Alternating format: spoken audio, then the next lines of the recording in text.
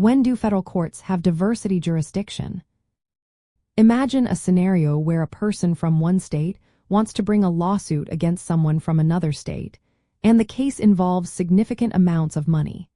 How does the legal system decide whether this case should be handled by a federal court or a state court? Understanding when federal courts have jurisdiction based on diversity can clarify this process. Diversity jurisdiction in federal courts is established when two main conditions are met. First, the parties involved in the lawsuit must be from different states or countries. This means that the plaintiff and the defendant cannot both be residents of the same state or nation. For example, if a resident of Texas sues a resident of California, this condition is satisfied. Second, the amount in controversy must exceed a specific monetary threshold. As of the current legal standards, this threshold is set at more than $500,000. This requirement ensures that federal courts handle cases with substantial financial stakes rather than minor disputes.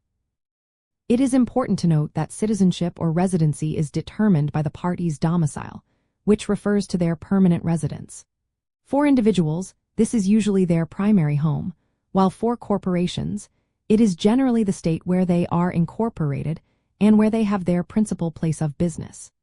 The purpose of these rules is to prevent local bias and to provide a neutral forum for disputes involving parties from different jurisdictions. Federal courts also have to consider whether the case involves a federal question, but diversity jurisdiction specifically applies to cases where the dispute is based on state law.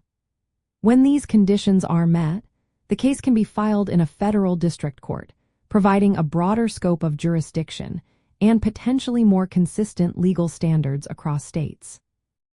In summary, federal courts have diversity jurisdiction when the parties are from different states or countries, and the amount in controversy exceeds $500,000. This jurisdiction aims to provide a fair and impartial forum for resolving disputes involving parties from different jurisdictions, especially when large sums of money are involved.